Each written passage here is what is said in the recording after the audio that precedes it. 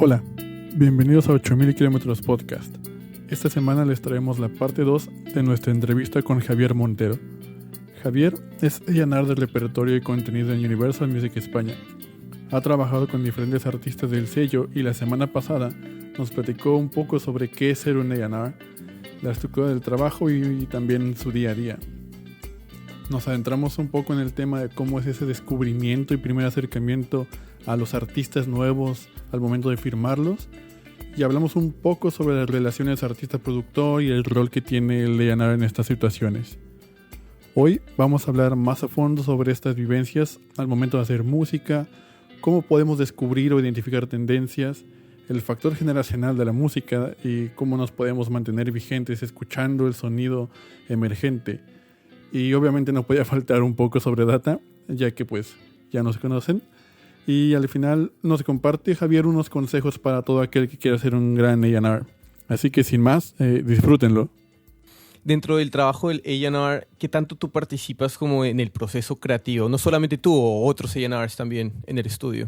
En el estudio, yo creo que cada uno tiene su forma de hacerlo o de verlo. Yo sobre todo, por ejemplo, me he fijado bastante a lo mejor en mi jefe, que es un A&R increíble, se llama Marcos Fairweather. Yo me fijo mucho en él y he aprendido mucho de él y utilizo mucho los trucos o consejos que me ha ido dando. Y él realmente, por ejemplo, es muy partidario del dejar hacer. A lo mejor justo le pregunto a él y a lo mejor no es tan así. Pero yo lo veo que es más dejar hacer. O sea, realmente tú no debes de meterte en la composición, al menos que sea algo, en mi opinión, esto es mi opinión, al menos que sea algo muy flagrante. O sea, si ahora mismo, imagínate, estoy en una sesión, yo estoy ahí con el ordenador trabajando y veo que el estribillo lo están llenando de insultos, pues a lo mejor yo sí que llego y digo, oye, creo que este no es el camino, porque creo que meter 3 insultos en el estribillo quizás no sea lo más conveniente.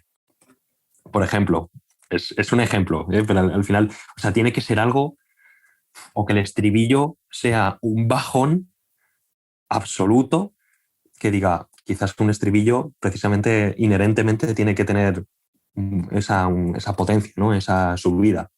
Luego hay casos que no, pero o sea, tiene que ser algo muy flagrante para que el A&R se meta e intervenga directamente en ello. Luego, supongo que cada uno tendrá su manual, su estilo. Mi opinión es que para eso están los productores, que para eso le pagamos y para eso saben y estás depositando su confianza, y para eso están los artistas, que para eso son artistas.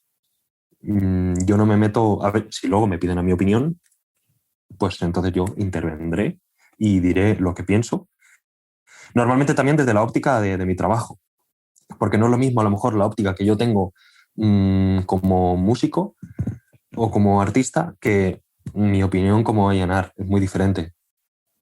No es lo mismo, porque ahí sí que tendría un gran problema. Porque a mí, por ejemplo, a mí me gustaría meter un pasaje instrumental completamente alternativo e inexplicable, pero eso yo no lo puedo recomendar a los artistas, por ejemplo, con los que trabajo. Eso ya lo dejo yo para mi tiempo libre. Uno nunca sabe. Yo tengo una duda, Javier, que me surge ahora. ¿Y cuánto pasa que en estas sesiones, o qué tan seguido en tu experiencia y de tus colegas, que tú juntas un productor con un artista y que no se llevan bien, no congenian, pero hacen gran música? O generalmente van de la mano ambas cosas y generalmente cuando hacen buena música se llevan bien. Porque me imagino que habrán combinaciones de dos, un productor y un artista o escritores, no sé, que se lleven pésimo, pero que hagan hits juntos y debe pasar. ¿Cómo se lleva eso? ¿Pasa muy seguido? No sé, se me ocurre. Sí, creo que es algo bastante excepcional. Creo que es algo que no suele ocurrir. Debe de ser extraño. En mi caso, yo, por ejemplo, lo que suelo ver no es así. Es decir, primero existe una buena sintonía.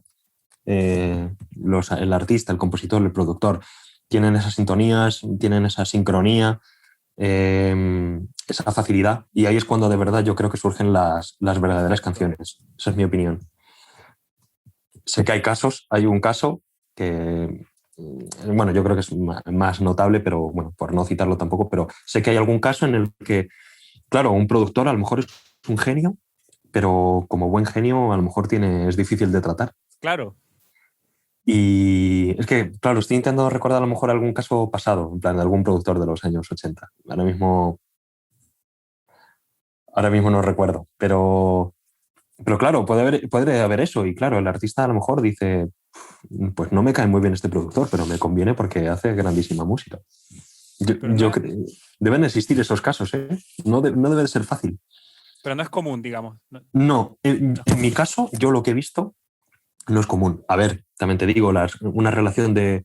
Yo creo que cada artista siempre llega un momento en el que descubre un productor fetiche, en el que ya suele desarrollar unos cuantos discos o una gran parte de su carrera con ese mismo productor. Claro. Yo creo que siempre ocurre. Por ejemplo, ahora mismo estoy recordando, no sé si era CDC, que justo siempre graban tienen el productor, es incluso el hermano de Angus y de Malcolm. Ahora mismo no lo recuerdo muy bien, ¿eh? Pero creo que era el de los Easy Beats o algo así. Era como su productor, ¿no? Al final siempre desarrollan como esa... Y claro, si tú ya llevas haciendo 3 discos con un productor, lo normal es que tengas buenas broncas y peleas. Yo creo que es inevitable. Claro, y como buenos amigos. Obvio. Yo pensaba, claro, la pregunta iba pensando, claro, en este rol que tienen ustedes tan, como dices tú, facilitador y de juntar a tal con tal y pensar colaboraciones. Yo, por lo menos antes, hubiera pensado que se da más esto de repente, pero nada, bueno saber que no es así, que también como que ambas cosas fluyen generalmente bien. Yo creo que debe de fluir para que de verdad salga buena música, creo yo. O sea, a mí me resulta extraño que de verdad no haya sintonía en el estudio y que haya un mal ambiente, pero que salga un temazo. Pues perfecto. A ver, si los dos son buenísimos... Claro.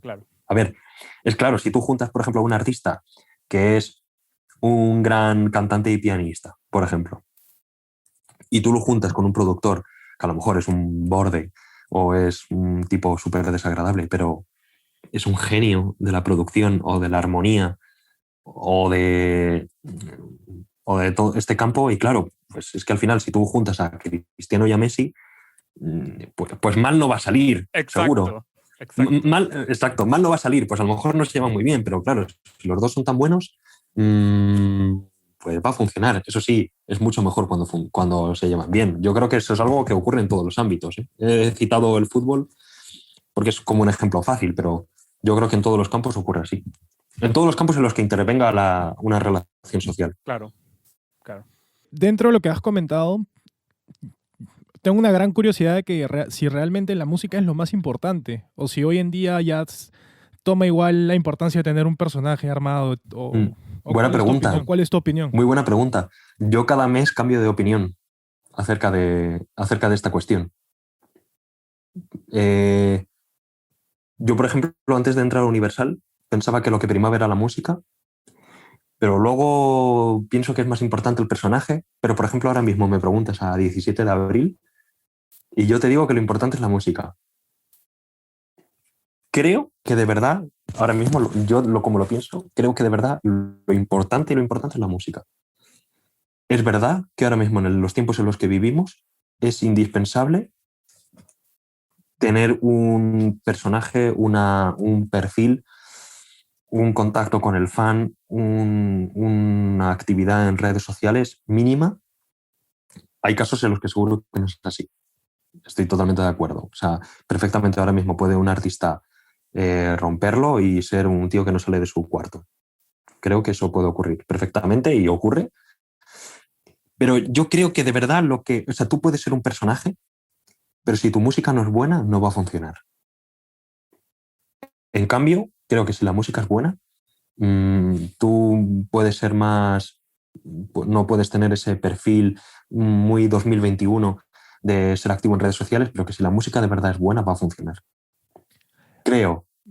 O sea, es que porque al final la música es emoción. Sí.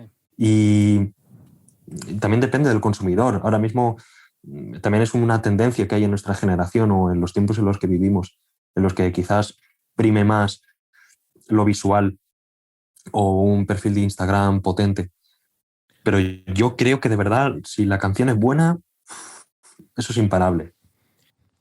Y dándole ese enfoque, digamos, a los avatars, artistas digitales que están saliendo. Porque, digamos, en ese punto de vista, ya saliendo un poco en el enfoque de artista y viéndolo como FMNK, no sé si lo has visto, que es un robot en TikTok que tiene varios millones de followers Sí, y que está creando eh, música de forma artificial. sí, pues seguro que me gusta. No lo he escuchado. FMNK. No lo conozco, ¿eh? Sí, es A lo mejor lo he visto, reciente. ¿eh? Pero sí, a lo Mi mejor lo he pregunta visto, ¿eh? Y no también, me acuerdo. lo que te quería preguntar también iba por ese lado, ¿no? Porque en el futuro, digamos, hay cierto aspecto que quieren mejorar a los artistas y los quieren inmortalizar de forma tecnológica. También refiriéndose a la parte de los hologramas en vivo, como el que hubo de Michael Jackson o Ronnie James Dio. Entonces, ahí también seguiría siendo la música lo más importante, o porque también tienes que competir en una industria. Mm. Yo he de decir que a mí me gusta, ¿eh? Las ideas, lo de los hologramas no tanto. Sí que sé que ha habido esto de los hologramas de Tupac o de Michael Jackson o Frank Zappa y tal. A mí lo de los hologramas no me gusta, es mi opinión. A mí no me gusta mucho. Pero un robot que hace música, a mí eso sí que me gusta. O el artista esta japonesa, no me acuerdo ahora mismo cómo se llama, pero esto que también es un dibujo animado o una animación 3D, pero que hace música, a mí eso me gusta. No me desagrada en absoluto. Creo que también es un poco algo muy de estos tiempos. Algo que a lo mejor hace 20 años te parecería abominable y tiene que ser un artista con su guitarra, en plan ahí en el escenario, que de verdad es el sudor. Ahora mismo quizás no sea tanto así. Creo que de verdad, es verdad que en estos casos que citas, haya otras cosas más importantes que la música. Creo que también son pequeñas cosas. O sea, al final, en todos los artistas, yo creo que siempre la música es muy importante, yo creo que es lo que prima, pero también hay otros detalles. Por ejemplo, Robert Johnson, cito uno, por ejemplo, que se me acaba de ocurrir. ¿Cuánto de importante es Robert Johnson? ¿Su leyenda o su música? Pues yo creo que 50-50. Su música es muy importante, está muy bien, a mí me gusta, pero la leyenda que tiene alrededor, o la leyenda que tiene el mítico bluesman del Delta, tal, eso también es muy importante. O, por ejemplo, los Beatles, todo lo que hay alrededor de los Beatles también es también súper importante, es vital para entenderlos. Aunque la música yo creo que prima y es realmente lo importante, pero hay mucho más allá de la música que también es importante y no nos estamos fijando en un artista digital, tecnológico de esta época. Te estoy citando un grupo de hace 60 años.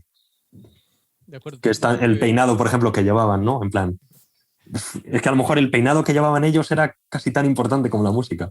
es como también toda la historia que tiene que tener alrededor y que sea atractivo para también el momento en el que está el mundo también, la industria. Es cierto, la narrativa es súper importante. Yo creo que casi lo que más, también, junto con la música. Y digamos entrando un poquito ya a una sección que tiene que ver con el sonido que es hoy. ¿Cuál es el proceso para identificar talentos teniendo en cuenta que muchas personas hoy en día descubren artistas por playlists, por blogs, redes sociales, lo cual es muy bueno, pero al mismo tiempo eso genera mucho ruido? Entonces, para que esos artistas hayan llegado a esos blogs, redes sociales, playlists, tuvieron que ser descubiertos por otras personas. ¿De acuerdo? Entonces, ¿cómo o qué herramientas se pueden usar para ser las personas que descubren el próximo gran desconocido o el próximo gran sonido? Mm. Yo aquí sí que he de romper una lanza a favor de los medios más pequeños que promocionan a bandas emergentes. Eh, Hay muchas, pero creo que de verdad ellos hacen una grandísima labor. Por ejemplo, yo las sigo, y yo creo que no están tan valoradas como debería de ser, pero realmente se me ocurren un montón de páginas que sigo, tanto en Twitter como en Instagram, como en YouTube o en Facebook también. Esas páginas, por ejemplo, que en vez de fijarse en el nuevo single de Dua Lipa, que es lo fácil, ¿no? Que ya te viene una nota de prensa hecha, realmente la gente que está ahí al pie del cañón, yendo a conciertos de grupos minoritarios y de bandas que no tienen apenas repercusión o que tienen repercusión reducida o de que no tienen muchos oyentes mensuales, yo me fijo bastante en lo que sacan en ese tipo de contenido y yo creo que es algo que no se valora tanto. Y yo sigo muchas y me meto en los artículos y y puede que estén menos trabajados porque al final es alguien que a lo mejor no cobra por ello, pero que lo hace por amor al arte. Y yo lo utilizo mucho porque ahí es de verdad donde puedes encontrar la siguiente gran banda. Porque todas las bandas grandes empezaron siendo emergentes. Y hay que prestar toda esa atención a ese tipo de medios y a las bandas más pequeñas porque nunca lo sabes. Tienes que compartirnos esa lista. Sí, yo os puedo citar un montón de páginas que sigo. Sigo un montón. Es que mira, por citar una que tiene una revista que me parece súper interesante, además es que lo voy a citar, no, no me pagan por decirlo, ni nada, no, aquí no hay publicidad encubierta. Pero hay una página, por ejemplo, que me gusta mucho, que nunca habré hablado con ellos. ¿Cómo se llama? Te lo voy a decir, creo que se llama La Parada del Autobús. Sí, La Parada del Bus, por ejemplo, por citar una página. Hay muchísimas más, muchísimas. Pero por ejemplo, esta página saca una revista, no sé con qué tipo de periodicidad, pero yo siempre que la saca la miro, porque te vienen a lo mejor grupos que tienen 500 oyentes mensuales, pero a lo mejor realmente ahí está la verdadera magia. Es muy fácil irse a la lista de Pitchfork y que te saquen ahí el nuevo disco de un artista ya muy top. Eso ya lo sabe todo el mundo. Es una generalización, pero en plan, es como conocimiento que ya lo conoce todo el mundo. No sé si me he desviado mucho en mi respuesta, la verdad, del objetivo. No, estuvo perfecto. Pero yo sí quisiera, ahorita estábamos comentando el que si Led Zeppelin o Jimmy Page estuvieran tocando en un bar hoy en día, igual y no tendrían el mismo impulso o la misma... No sería como el mismo entusiasmo para firmarlos con un record label, ¿no? Y esto habla un poco de cómo la música es un fenómeno generacional. O sea, como lo hemos visto con Led Zeppelin o hoy en día con artistas como Olivia Rodrigo, en Asesino, con un artista que se llama Bratti, Elías Ayaviri, todo el movimiento del trap argentino que viene de las calles por las batallas de freestyle y todo eso. Son fenómenos que marcan generaciones y ahora sí que hacen movimientos. Y nosotros o gente que es mayor, que por ejemplo estaba acostumbrado a escuchar un Pink Floyd, que estaba acostumbrado a escuchar música con sintetizadores nada más, ¿cuál es el ejercicio que uno puede hacer para adaptarse a estos nuevos sonidos frescos y entender un poco cómo va la movida con la música contemporánea? Sí, muy interesante. Es verdad que yo creo que la clave, no sé qué pensarás, pero yo creo que la clave al final es que te guste la música. O sea, si a ti te gusta la música en general, sin tener prejuicios, creo que tú siempre te adaptarás. Puede que lo entiendas un poco menos. Por ejemplo, hay un grupo, ¿cómo se llama este grupo súper famoso? No sé si se pronuncia así, pero 100 Gex o 100 Gex. No sé cómo se... Bueno, 100 con número, Gex. Yo lo escucho y la verdad que a mí me resulta un poco raro, en plan, no entiendo, quizás si tuviese 10 años menos, seguramente lo entendería mucho más o estaría más en la onda y lo pillaría más, pero al final yo creo que la música, al final, si a ti te gusta, si no tienes prejuicios, claro, a ver, si tú siempre estás acostumbrado a escuchar eso, Pink Floyd, este tipo de bandas de los 60-70, y claro, ahora mismo tú escuchas trap y te tiene que asustar. Entonces, tú ya tienes ahí una serie de prejuicios o de barreras que tú mismo te pones, que no digo que sea malo, ¿eh? Depende del consumidor, no estoy aquí defendiendo nada. Pero es verdad que, por ejemplo, para trabajar en la industria, por ejemplo, a lo mejor más en mi puesto, si tienes el oído, cuanto más abierto lo tengas, mejor. Si eres capaz de que te guste el pop, la música urbana, el flamenco o el rock, pues mejor, te va a ir mejor, porque también disfrutas más con ello. Si yo no disfrutara escuchando pop, pues se me haría muy difícil y sería muy pesado. Pero yo creo que al final, si a ti te gusta la música, al final tú siempre te acostumbrarás. Y al final también es verdad que la nueva música también tiene cosas de antes. Sí, sí. Y no sé, eso, bueno, Greta Van Fleet porque es el ejemplo más claro, pero yo qué sé, ahora mismo te sale un grupo así tipo lo-fi y eso, a lo mejor viene más de el sonido ese de Mac de Marco, de Ari el Pink, pero que a la vez viene de tal y ya no hablamos de electrónica, eso ya es como que es mucho más claro, ¿no? Que al final todo viene como de Kraftwerk y Jean-Michel Jarre, este tío y este tipo de gente. Hablando un poquito dentro de la data, hoy en día tener altos números de streams es bien atractivo en Spotify, ¿no es cierto? Es muy importante y de alguna otra manera se volvió una estampa de aprobación por medio del público, hacia el público también. Entonces, con eso en mente, hay muchas maneras de subir los streams, pagando, entrando a playlist, sin saber el origen de estos streams. Entonces, queríamos saber cómo ustedes se enfrentan esta data que es falsa. Sí, yo he de decir que se me da medianamente bien detectar ese tipo de datos anómalos. Porque alguna vez, por ejemplo, que he tenido que hacer algo para un concurso, por ejemplo. Había una colaboración que hacíamos de un concurso que al final tienes que votar y tal. Y todas las triquiñuelas yo ya me las conozco. Porque sé, por ejemplo, cuando estaba en el colegio, sé que para falsificar una votación pues te cambias la VPN y este tipo de cosas. Pero eso vale para un voto o dos. Pero cuando tienes 600 y metes y adulteras totalmente una votación, se ve.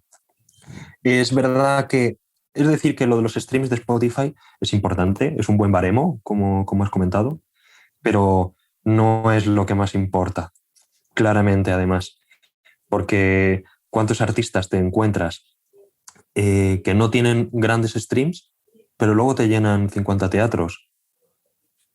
Eso ahí yo creo que eso es muy importante y puede que no tenga tantos streams y no tenga ahí los números que tiene un artista urbano. A lo mejor ese artista urbano que tiene 30 millones de streams no te llena una sala de 200 personas. Eso creo que también es un poco, los streams de Spotify a veces desvirtúan un poco la realidad de un artista, sobre todo también, es verdad que lo de las playlists, tú tienes un tema y entra en las playlists más importantes de un país en concreto y te puede upar a una posición un poco irreal. Es verdad que, por ejemplo, yo he citado Spotify for Artists porque no es una herramienta de pago ni nada por el estilo, pero yo lo utilizo porque ahí se puede notar claramente que a lo mejor ves un subidón de streams brutal, pero ves que, por ejemplo, no ha tenido ningún impacto en los followers o en los listeners. No sé si a lo mejor vosotros lo habéis visto, que a lo mejor os metís en un vídeo en YouTube y tiene 100.000 escuchas una canción, pero tiene 7 comentarios. Sí. A mí me resulta raro. No sé vosotros. Yo no Y me lo dos son creo. como de su familia y uno de su amigo ya, ¿no? Sí. Claro, o sea, el crecimiento orgánico. Si no hay un crecimiento, o sea, si no es orgánico, yo creo que eso se detecta, pero fácilmente, ¿eh? Viendo simplemente la relación comentarios-views, por ejemplo, o listeners-streams, yo creo que es algo que más o menos se ve fácil. Luego hay algunos que lo hacen muy bien y tienes que ahí fijarte en detalle. Luego es verdad que, claro, hay otros artistas, por ejemplo, que tienen problemas de imagen o que no tienen esa fuerza, por ejemplo, en redes sociales y tienen muchos streams legalmente ganados, pero a lo mejor no tienen muchos followers. Pero eso se debe a otro tipo de razones. Me imagino que al momento de, no sé cómo funcionará internamente, pero me imagino que al momento de presentar y decir como, hey, voy a firmar a este artista, deben de soportar esa decisión con algo. Y pues en ese algo probablemente hoy fue gracias, entre comillas, a los datos, a los números, a los charts. Entonces, ¿en qué momento la corazonada del A&R toma lugar en la jugada al momento de decidir si firmar a un artista? Es difícil. Yo creo que es cuando te llega lo sientes. O sea, siento dar una respuesta tan abstracta, pero si tienes de verdad la corazonada, o sea, lo tienes que sentir. También es que es eso, justamente un poco lo que hemos hablado, que son muchos factores los que intervienen. Por ejemplo, que vende muchos tickets en los conciertos, que tiene una buena respuesta en redes sociales, que tiene engagement, cosas que habéis comentado en otros episodios, que tiene engagement en las redes sociales, que de verdad cuando saca un single tiene notoriedad o la radio se interesa por él, las plataformas de streaming también se interesan por él de una forma orgánica, no porque tú vayas y les pagues, que eso no ocurre en realidad. O por lo menos yo no lo he visto o no conozco que sea así. No es tal cual. De hecho, las plataformas de streaming tienen mucho poder, igual que las radios. No sé si antes, a lo mejor hace décadas, ocurría así, pero yo sé que ahora eso no ocurre. Y yo creo que son al final toda esa serie de factores que de verdad hacen que lo quieras firmar. Pero eso, el directo, streaming, redes sociales, la música que está ahí, porque puedes tener todo eso, pero si la música tampoco acompaña mucho, yo creo que siempre acompaña, ¿eh? Si lo estás valorando es porque de verdad la música también acompaña. Puede que te guste más o menos, pero si tiene un público, por algo será. ¿Y la puesta en escena en vivo también es algo que juega un rol como muy importante o no tanto quizás? No sé, pregunto. Para mí sí, porque depende de cada uno, pero yo creo que la magia de la música está en el directo. Perfecto. Depende de cada uno, ¿eh? Yo puedo entender, por ejemplo, yo he tenido épocas en las que le he dado menos valor al directo, pero todo eso cambia cuando vas a un concierto que te cambia la percepción o la vida. Pero es verdad que es que también es una de las mayores fuentes de ingresos. Eso es innegable. Al final, si no se venden discos físicos como antes se vendían 500.000 copias en un mes o en 2 semanas y ahora no lo consigues vender eso ni en 15 años, pues la fuente es una fuente de ingresos vital y si tú eres capaz de llenar un estadio, es un factor a tener en cuenta que no es nada desdeñable. Creo que cuanto mejor puesta en escena tengas, sin duda va a ser un punto positivo. Por un poco lo que hemos hablado antes, puede que no tengas demasiados streams, pero si tú eres capaz... Es que claro, también el streaming está muy enfocado a ciertos géneros. Tú puedes ser un artista de jazz más vanguardista que a lo mejor en Spotify eres un don nadie, entre comillas, pero luego tú vayas a hacer una gira por un país y que de verdad tengas un público fiel y vivas de ello, que no es tan fácil. Y no tienes 1 millón de streams. Muy interesante. Entrando ya a la parte final, no sé si muchachos tengan algunas preguntas finales. Yo sí. Yo tengo una. Adelante. Sí, puedo, pero es que me quedé con la bala pasada porque hablaste de los A&Rs de publishing. Entonces quería saber si nos puedes hablar un poco de esa diferencia que hay, ustedes que están quizás en la parte más de record, la diferencia quizás en lo que miran o en lo que aprecian. Hablando netamente, obviamente al final se trata siempre de la música, como hemos escuchado, pero quizás hay cosas diferentes que un A&R de un sello buscan, de un publisher. Quería saber si es que, o de una editorial, quería saber como si puedes explicarnos un poco eso, hablar un poco de eso. Sí, es verdad, son diferentes. Son diferentes, aunque hay veces que las diferencias son muy sutiles. Por ejemplo, puede ser que un A&R de un publisher se fije más en un artista, no tanto como artista, pero sí como compositor, por ejemplo. Y a él le convenga mucho más su labor como compositor o para componer para otros artistas que una carrera discográfica como tal. Hay muchos casos, hay grandísimos artistas actuales que son grandísimos compositores, a lo mejor son mejores compositores que artistas. Totalmente. Por ejemplo, a mí me gusta un caso muy particular que creo que su historia es como más famosa, que es esta artista de los 60-70 que se llama Carole King, que creo que ella en los 60 era como compositora para otros artistas y se cansó y decidió apostar por una carrera suya y tuvo más éxito casi todavía con grandísimos discos. Y es verdad que es algo que cuando entré a la industria me di cuenta de la gran importancia que tienen los compositores, por ejemplo. Hay compositores que no tienen carreras artísticas y son grandísimos compositores y están presentes en los grandes hits que salen o un montonazo de canciones de un montón de artistas muy variopintos y luego a lo mejor no tienen un desarrollo artístico porque o ellos no quieren o no les interesa o es algo más esporádico. Intentando responder un poco a tu pregunta, es verdad que ellos se fijan quizás más en un... ¿Cómo decirlo? Es que es difícil decirlo. Pero ellos se fijan más en la labor de composición o de producción o en su versatilidad, por ejemplo. Para ellos les viene, por ejemplo, un A&R de un publisher, le interesa, por ejemplo, mucho un compositor que sea capaz de trabajar tanto con un artista pop como con un urbano, como algo de medio. Para él eso es un valor increíble que a lo mejor para una discográfica no tiene tanto valor.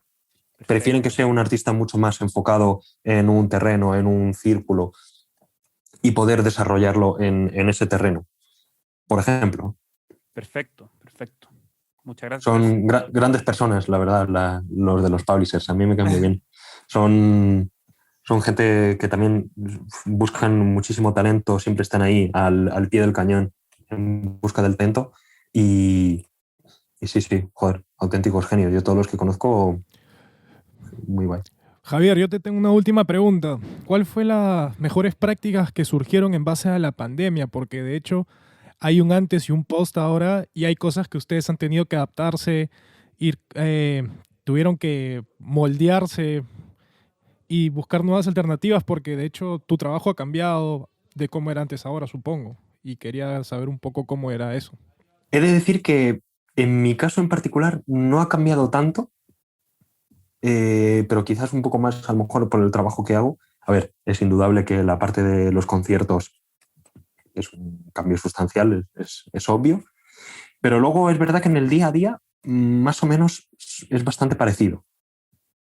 Hay cosas diferentes, pero por no citarte, por ejemplo, de los conciertos online, que yo creo que es un tema ya muy manido, yo quizás apostaría más por la autoproducción o por la producción en casa. Creo que es algo que si no estaba ya, llegó para quedarse definitivamente. Creo que ya lo estaba, pero ahora como es todavía más. Y es que ahora mismo las posibilidades que hay de cada artista de poder grabarse en casa con unos medios limitados, cójase con pinzas también esta expresión, porque no es lo mismo tener una tarjeta de sonido de 100 euros que de 500, es verdad, y no es lo mismo grabar con un Mac de último modelo que con con el Audacity. Son pequeñas cosas, pero es verdad que no hace falta a lo mejor irse a un estudio mastodóntico para grabar una canción. O sea, hay veces que también una buena canción no puede estar ahí como súper producida para que de verdad sea una gran canción. Creo, ¿eh? Es mi opinión. O sea, si una canción es buena cuando es una maqueta. Y eso es así. Y luego le puedes añadir adornos y puede estar mejor mezclada y puede masterizarla el mejor ingeniero de Los Ángeles, pero la canción que es buena desde su esencia.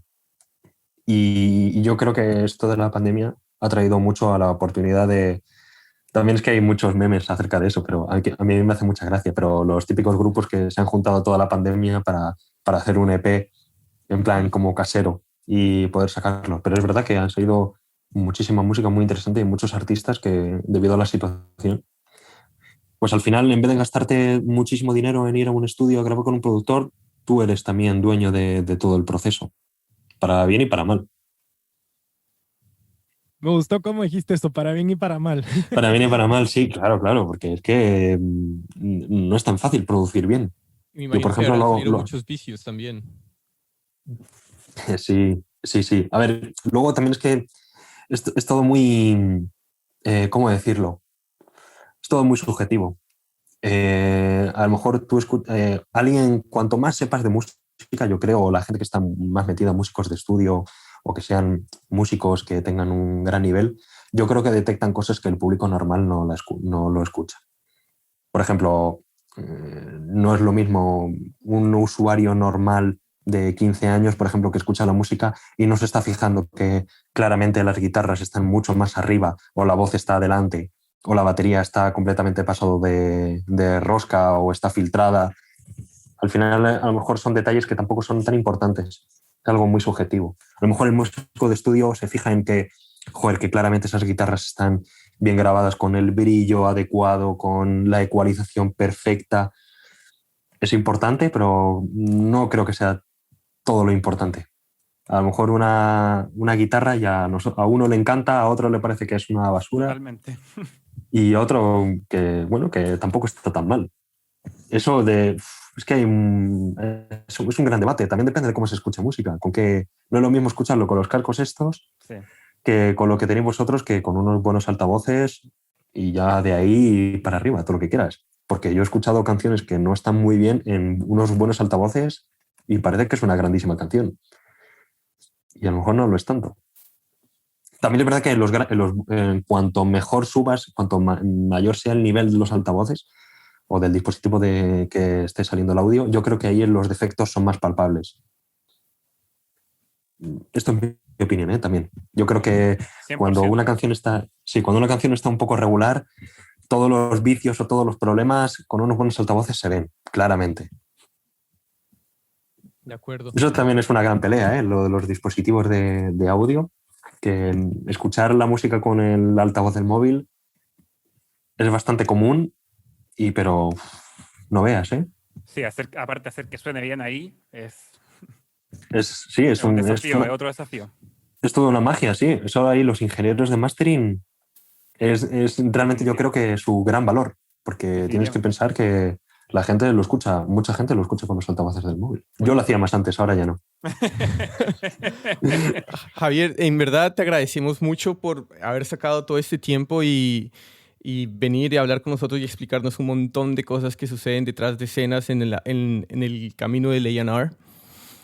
Y como para finalizar, queremos hacer un zoom out y que nos cuentes, digamos, cuáles son las habilidades que alguien debe desarrollar para convertirse en un A&R y diferenciarse de ser un buen A&R a un gran A&R. Es una buena pregunta. Bueno, lo primero de todo, nada, para mí es un placer, de verdad, todas las dudas que tengáis, que para eso estoy. Si os interesa lo que digo y os parece que es entretenido, os parece que es valioso, pues para mí mejor. Yo creo que hay muchas cosas de las que digo son cosas como muy normales o pero grulladas o cosas que no tienen... Pero bueno, yo es un poco más como lo veo yo. Un buen... Es que depende. No es lo mismo, por ejemplo... Yo creo que hay que ser muy psicólogo, hay que ser buen psicólogo. No es lo mismo un A&R, por ejemplo, que esté más enfocado en el género urbano, que un A&R, por ejemplo, que trate con artistas más pop clásico, por ejemplo, un pop de toda la vida, un cantautor. No es lo mismo, ni muchísimo menos. Cada artista tiene su propia idiosincrasia y su método de trabajo y con la gente en la que trabajan, el ambiente que trabajan, todo es completamente diferente. Creo que el adaptarse a cada estilo, a cada artista, es algo muy importante. Creo que es algo que yo a lo mejor, por el trabajo que tengo que tratar con artistas muy dispares de estilo, creo que es algo positivo porque puedes estar escuchando música urbana, un reggaetón durísimo, con un dembow tal, y luego escuchar, por ejemplo, un pop que puede ser escuchado en más mainstream, más de radio. Creo que lo importante es llevarse bien con el artista. En plan, bueno, a ver, llevarse bien con el artista. Ser creíble, tener credibilidad, creer en lo que estás haciendo y en lo que es positivo para el artista y poder también tener esa habilidad social para poder desarrollar un vínculo y poder explotar todas las cualidades de un artista. Cada artista es un mundo. Eso para mí es como uno de los principios básicos o de los años que llevo trabajando, de lo que he visto más claro. Cada artista es un mundo y no hay dos parecidos. Cada uno tiene unas inquietudes, tiene una manera de trabajar, tiene una manera de ver las cosas. Hay algunos que son más exigentes en el sonido, otros que menos, pero son más exigentes, por ejemplo, en el estilismo o en el vestuario de un videoclip. Son cada cosa y tú la tienes que ir viendo y cuanto mejor relación tengas con el artista, más lo vas a entender, más le vas a poder ayudar, que al final es tu misión, poder ayudarle o intentar ayudarle, poder recomendarle y aconsejarle en lo mejor que le puede venir dentro de tu opinión. Tú si sabes que un artista funciona muy bien con estribillos muy potentes, tú se lo puedes hacer ver al artista y decir, mira, joder, cuando haces una canción, por ejemplo, up tempo, se nota que como que el público reacciona muy bien. En cambio, cuando haces una balada súper clásica, pues a lo mejor una está bien, pero meter 4 baladas en un álbum quizás sea excesivo. Pero al final es verdad que un poco lo que he dicho al principio, que el artista al final es el que manda. Y si se tiene que equivocar, que es el artista. Nosotros no estamos ahí como manejando los títeres o... Nosotros estamos ahí para aconsejar. Quizás tenemos más datos o tenemos un punto de vista un poco desde fuera, que a lo mejor el artista no ha reparado en ello y nosotros estamos ahí para intentar ayudar. Genial, brutal, brutal. Javier, muchísimas gracias. Que estés muy bien y gracias por venir y compartir esto con nosotros. Nada, muchísimas gracias a vosotros. De verdad que muchísimas gracias por invitarme. Es un completo honor participar en este podcast y os agradezco un montón vuestro tiempo y vuestras preguntas. Gracias. Vale, Javier. Muchas gracias. Gracias, Javier.